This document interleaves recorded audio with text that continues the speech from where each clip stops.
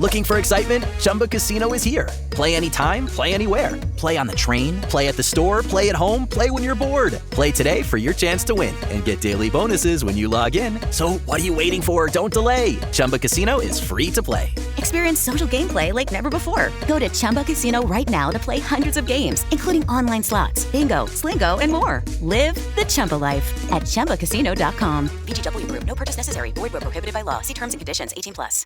All right, we're all set for the party. I've trimmed the tree, hung the mistletoe, and paired all those weird-shaped knives and forks with the appropriate cheeses. And I plugged in the Bartesian. Bartesian? It's a home cocktail maker that makes over 60 premium cocktails, plus a whole lot of seasonal favorites, too. I just got it for $50 off. So, how about a Cosmopolitan or a mistletoe margarita? I'm thirsty. Watch. I just pop in a capsule, choose my strength, and... Wow, it's beginning to feel more seasonal in here already. If your holiday party doesn't have a bartender, then you become the bartender. Unless you've got a Bartesian, because Bartesian crafts every cocktail perfectly in as little as 30 seconds. And I just got it for $50 off. 'Tis the season to be jollier. Add some holiday flavor to every celebration with the sleek, sophisticated home cocktail maker, Bartesian. Get $50 off any cocktail maker at bartesian.com/cocktail. That's BARTESIAN.com/cocktail.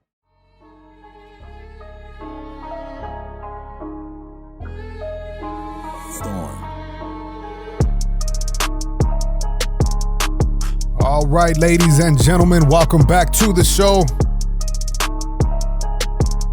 It is Thursday morning, December the 19th, and hope everybody's doing good. Hope everybody is having a good end to their work week, unless you are working the weekends. Then I hope you continue to have a good week. Hey, Christmas around the corner. Be safe. Watch your surroundings. Don't drink and drive. You know how it is with these crazy shoppers, crazy last-minute shoppers like myself. Stupid ass drivers. You guys just don't know how to act sometimes. Just overall be safe, watch your surroundings, gotta get back home, right? But finally, look, enough of the filibustering, right? This Saturday we have the much anticipated rematch between the heavyweight GOAT, the undisputed heavyweight boxing champion of the world, Alexander the Great Usyk, versus Tyson Fury, the Gypsy King. Ladies and gentlemen, I don't have my clapping button right now, but if I did, I'll be putting that on. Yes, like I said, much anticipated. I know throughout the year, earlier in the year, we had their first match. And throughout the year, I had been saying, I'm going to tune into this fight, right? But I don't think it's going to carry as much weight as that first fight did. That first fight was perfectly set up for these two to go at it for the GOAT status, right, of the heavyweight championship. The timing was right.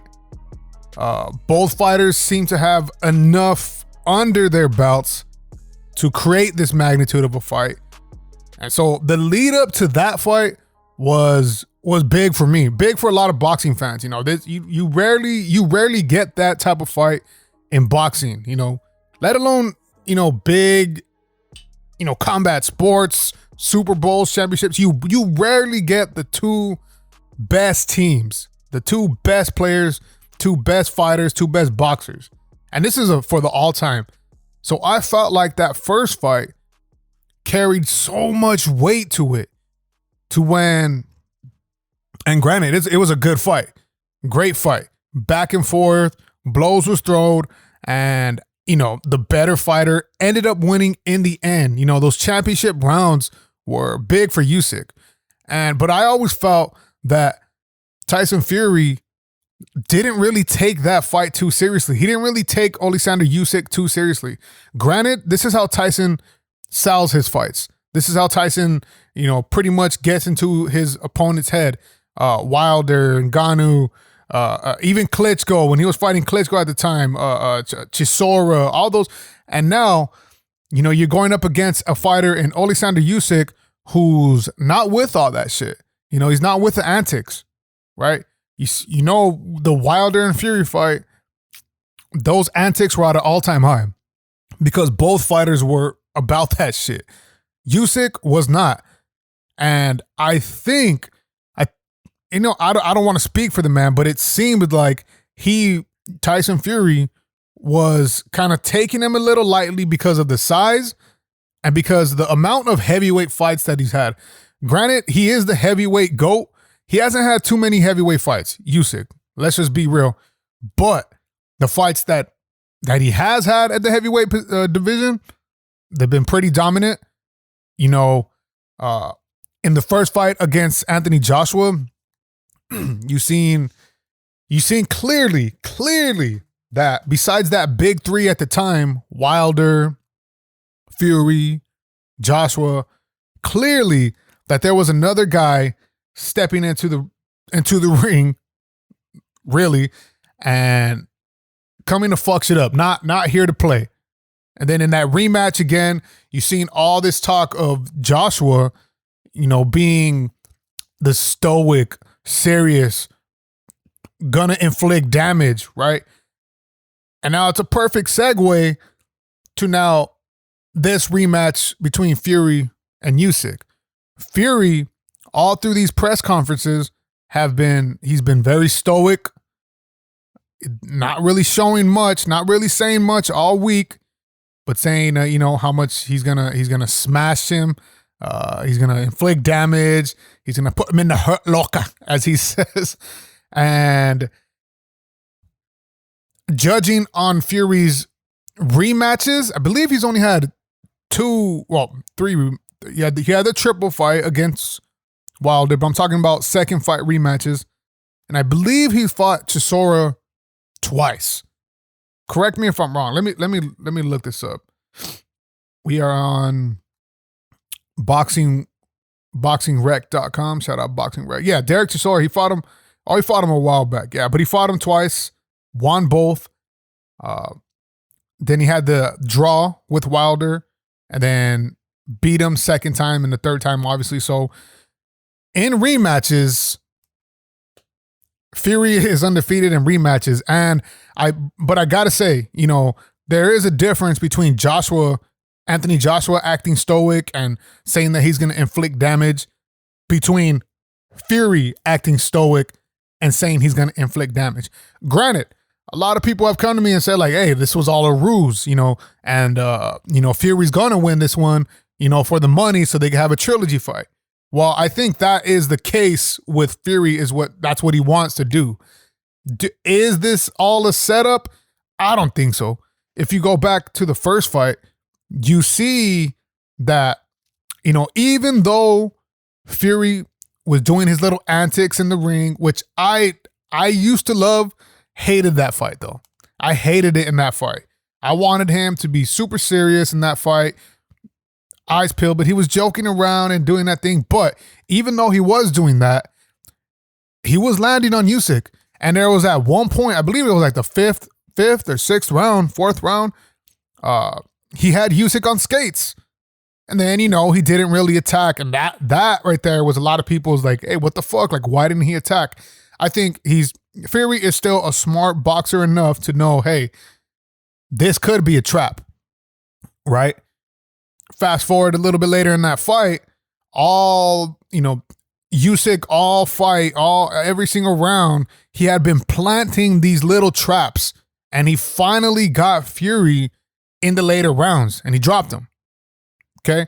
Now, this is not new to Fury. Fury has been known to be dropped, but he has been known for his chin, his willingness, his heart. So there's that. But after that, Fury kind of got a little bit serious, but it was at that point where Usyk, his traps were already set.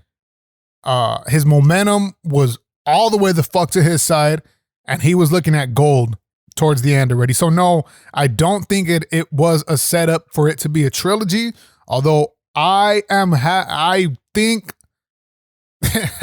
Fury will win this fight and it will be a trilogy. I don't think it's because it was all a setup by the boxing mafia kings. No, I think a fight of this magnitude doesn't need to be sold. It sells itself. Two of the best fighters of all time heavyweights, big fucking swings, bro. This you don't need to sell this fight any more than it is. You know. Speaking of selling the fight, the fucking trailer, bro. Those fucking Rida season, the Saudi Arabians, bro. They just got fuck you money, and that trailer was one of the best fighting trailers I have seen in a while, bro. It's basically that's why it seems like it's a setup, because it feels like a movie. But with what Fury has been saying, or kind of saying, how Usyk still showing up as his self, his business self, being a classy champion. If there's ever was a classy champion in boxing, Usyk is one of those in that category. And so now let's break down this fight. So obviously they both know each other pretty well. I think Usyk is a genius tactician. You know, those Ukrainian fighters, they fight different. You know, they fight like Dagestanis fight in MMA. Like it's just a different, you know, fight. But Fury, you know, being the savant that he is, you know, being born into a boxing a household, you know, the Fury name holds weight. And then the fighters that he has fought, it's not like he's got here just off of sheer will and skill. He's got here off of you know, learning, making the right decisions in the ring, watching tape, all that stuff, bro. It's not like he's just there to fuck around and boom, he's hitting some people. Although that's what he says he does. That's not what he is, bro. He is smart and he is a tactician of himself. Now, if we're breaking down this fight, they know each other, like I said. But I think the biggest thing that Fury forgot to do last fight was... Hello, it is Ryan, and I was on a flight the other day playing one of my favorite social spin slot games on ChumbaCasino.com. I looked over at the person sitting next to me, and you know what they were doing? They were also playing Chumba Casino. Everybody's loving having fun with it. Chumba Casino is home to hundreds of casino-style games that you can play for free anytime, anywhere. So sign up now at ChumbaCasino.com to claim your free welcome bonus. That's ChumbaCasino.com and live the Chumba life. Sponsored by Chumba Casino. No purchase necessary. VGW Group. Void where prohibited by law. 18+. Terms and conditions apply. All right, we're all set for the party. I've trimmed the tree, hung the mistletoe, and paired all those weird-shaped knives and forks with the appropriate cheeses. And I plugged in the Bartesian. Bartesian? It's a home cocktail maker that makes over 60 premium cocktails, plus a whole lot of seasonal favorites, too. I just got it for $50 off. So, how about a Cosmopolitan or a mistletoe margarita? I'm thirsty. Watch. I just pop in a capsule, choose my strength, and... Wow, it's beginning to feel more seasonal in here already. If your holiday party doesn't have a bartender, then you become the bartender. Unless you've got a Bartesian, because Bartesian crafts every cocktail perfectly in as little as 30 seconds. And I just got it for $50 off. 'Tis the season to be jollier. Add some holiday flavor to every celebration with the sleek, sophisticated home cocktail maker, Bartesian. Get $50 off any cocktail maker at bartesian.com/cocktail. That's BARTESIAN.com/cocktail. Actually put his weight on Usyk. And I think the first fight, he didn't want to do that because he thought, you know, he could outbox him just like he outboxes other people. Okay? Usyk took that and obviously took way advantage of that. And like I said, he creates traps, bro. The way I wish I could explain it like over audio as opposed to showing you how he sets traps. It's kind of like if I could describe it, it'd be like the run game in football. I know I always use this metaphor, but you know, you keep running it.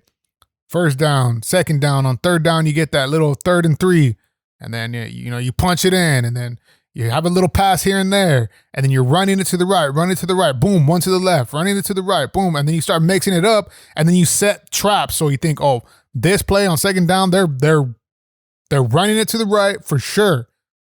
And then as soon as you think that, boom, play action, left fucking hook over the top. And this is the way that Usyk sets up those types of combos, those types of punches, and lures you in. No matter how big you are, I think that puts him aside from any of Fury's opponents. You know, one could say, you know, when he fought Klitschko, and Klitschko wasn't really at this top. Klitschko was smart enough to set traps like that, but Klitschko's main power was his jab and his shoulder, you know, his ability to not let you get in. And I think Usyk has that, plus he also has the ability to set you up for big hits. And you've seen it late in that first fight. The big hits were coming. I don't know if Fury just didn't want to take those hits straight from the beginning, but I think this fight, he definitely has to put his weight on him, definitely has to walk him down. And I believe that at the beginning of the last fight, he was walking him down. But I feel Fury needs to walk him down all fight, hold his weight on him. But Fury's style kind of contradicts that a little bit. Whereas if he's fighting Wilder, you can do that because Wilder is not a short check puncher. Usyk has every punch in his arsenal. So Fury putting his weight on him can create a little bit small, fast openings, fast counters from the champ. But I think that's his best. That would be his best way to win this fight. I do think Fury wins this fight. I think he wins it not in a dominant fashion, but down the stretch, he probably wears out Usyk unless Usyk plays it smart, you know, takes the punches as they come, just like his last fight. And I'm pretty sure Usyk will try to do that because in the big scheme of the whole heavyweight division, he's kind of a shorter guy, you know, a shorter, stockier guy. So he has to, you know, look for those little openings. And it could be at his advantage, you know. Fury, he comes and he likes to pick you apart from the outside. Thing is, when he's picking you apart, although he is fast, he's gotten slower in his age. And that's a long reach, you know, for one arm to just hit. That's a little bit more of a split second than a shorter fighter's reach is to get to your face. So I think Usyk has been probably looking at that. That's what I would look at if I'm Usyk's trainer, you know. So I'm taking Tyson Fury, the Gypsy King, in hopes for the trilogy, right? But nothing. If even if Usyk loses by knockout, nothing will take away from both these fighters. Even if Tyson, you know, nothing will take away from these fighters because it had already been done in May or March, whenever that first fight was. Like I said, that fight had weight to it. This is just the rematch, and now let's make the trilogy. Let's have another historic rivalry between these two, you know. But going Tyson Fury, obviously on Saturday it will be, you know, I might sway, you know. Fight day is it's a different energy when you're watching it. So let me know who you guys are taking and why. Like why, you know. I really want to know why. But Usyk is a bad motherfucker, bro. Very bad motherfucker. I want to talk about, you know, so we had the last UFC card this past weekend. I didn't really see too much of it. Heard it was good, but a lot of people, you know, they don't know what was up with Colby Covington versus Joaquin Buckley.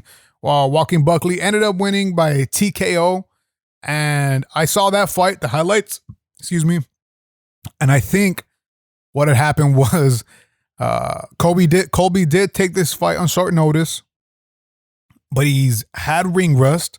His last fight against Leon Edwards was, I believe, undeserving. And then, you know, he's also a little older, whereas Joaquin Buckley, he's been around that the watering hole, but now he has a chance to swim in that bitch. You know, he's been fighting well. He's hungry, he's strong, and he just seemed to be stronger than Colby Covington that night. So this is not me being a Colby Covington hater. You know, I do like his style fight-wise, and I do like his chin. That motherfucker got a chin. You can't take that. But I think it might be time to start, you know, the champion, the belt is probably too far away for him right now, and it doesn't seem good. But the fight before that, UFC 310, that was a good card, good fight all around. I know Bilal Muhammad was supposed to be the main fight there against Shavkat Rakhmonov. I talked about that a little bit.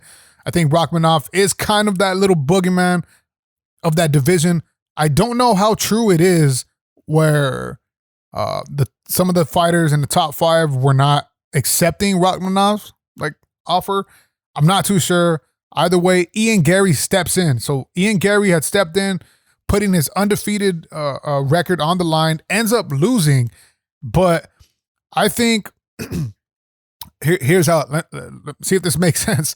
Although Buckley and Ian Gary are in the same division, I think the performance that Ian Gary had against a primed Shavkat Rakhmonov does more for him than Joaquin Buckley's TKO victory over Colby Covington. So props to Ian Gary for that. He's a bad motherfucker. And it seemed like he was just a couple fights away from getting that fight, actually. Like I said, he stepped in. He was a little bit under, I don't know his ranking right now. I can't look it up, but I think he was under the top 5. I'm pretty sure he was under top 5. And I think that fight might have just came a little too early for him, but this is what it does for Ian Gary. It gives you a taste of those top-notch fighters, and it lets him know that he could hang with those fighters. Maybe he could have done a couple of things differently, but look at it. Shavkat Rakhmonov is a fucking beast. There is openings in his game. I think Bilal Muhammad will win that fight, but that's just me right now. So take that with a grain of salt. Cyril Gane beats Alexander Volkov by decision. I think this fight had a lot of commotion to it. Probably people thought Volkov won. I didn't really care about this fight. I watched it, but it wasn't like I was foaming out the mouth for this fight. The heavyweight division has become very slim and obviously too top heavy for we know what we want, and everything else below that is just not as exciting as that. So good win for Cyril Gane. I heard that he's going to be in a movie coming soon. So this would be a good win for him. Maybe he'll fight, I don't know, Jelton Almeida. And then even then, it's just weird, the heavyweight division right now. Bryce Mitchell getting the TKO over Cron Gracie. This was crazy because I thought that, both fighters are grapplers. Both fighters Gracie, I know, does not respect Mitchell's ground game, right? And so for Mitchell to Thug Nasty to put him on the ground, land the vicious elbows and get him out early, still puts a lot of respect on Bryce Mitchell's name. Bryce Mitchell, before, let me see if I can pull him up, his records and shit. Before he lost to, I know he had a loss. I know he had a big loss against Topuria, exactly. Topuria, obviously we know what he is right now, right? He's one of the best fighters in the world. One of the best boxers in the UFC roster, right? I feel that his combo's deadly as fuck. Ends up beating Bryce Mitchell pretty bad. And then, Bryce Mitchell comes back a little bit. But before that, Bryce Mitchell had been winning, bro. He had been winning all his fights. He was undefeated. He had a lot of weight to carry for his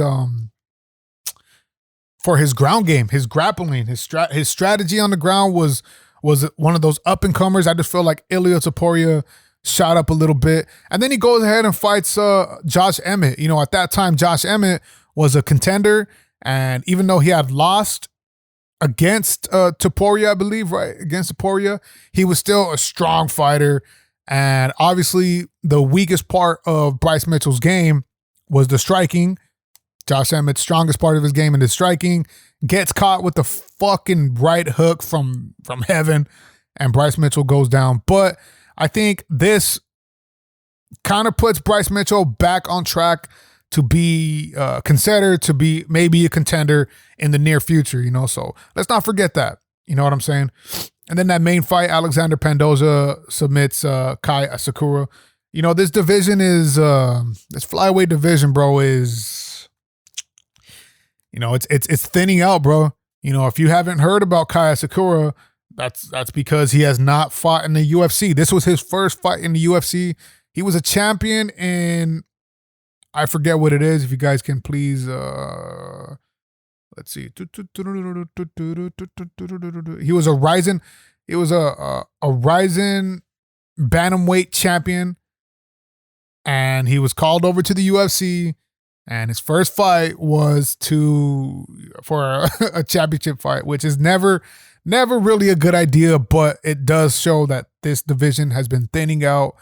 The future of this division doesn't look great, and Pantoja has been a beast lately. So, yeah, ladies and gentlemen, that's all I have to say about the fight game. This is, I had to talk about that Fury Usyk 2. Oh, Usyk Fury 2, right? Usyk's a champ. No disrespect. Sorry, champ.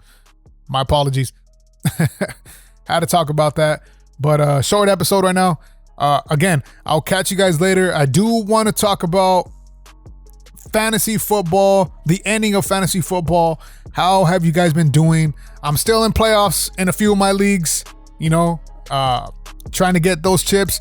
A few years ago, I had the 3-peat, right? I won 3 chips. Trying to get that right now.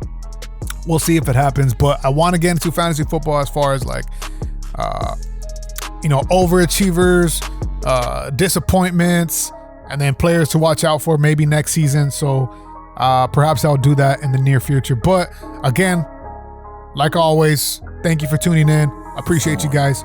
Peace out.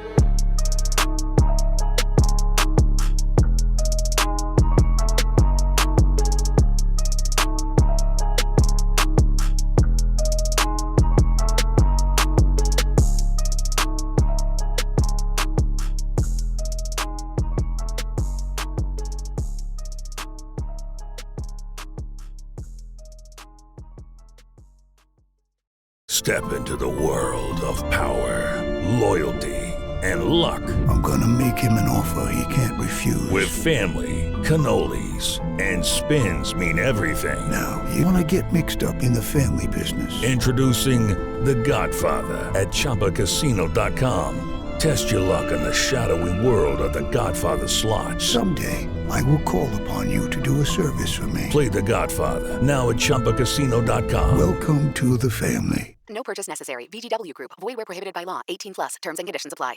All right, we're all set for the party. I've trimmed the tree, hung the mistletoe, and paired all those weird-shaped knives and forks with the appropriate cheeses. And I plugged in the Bartesian. Bartesian? It's a home cocktail maker that makes over 60 premium cocktails, plus a whole lot of seasonal favorites, too. I just got it for $50 off. So, how about a Cosmopolitan or a mistletoe margarita? I'm thirsty. Watch. I just pop in a capsule, choose my strength, and... Wow, it's beginning to feel more seasonal in here already. If your holiday party doesn't have a bartender, then you become the bartender. Unless you've got a Bartesian, because Bartesian crafts every cocktail perfectly in as little as 30 seconds. And I just got it for $50 off. 'Tis the season to be jollier. Add some holiday flavor to every celebration with the sleek, sophisticated home cocktail maker, Bartesian. Get $50 off any cocktail maker at bartesian.com/cocktail. That's BARTESIAN.com/cocktail.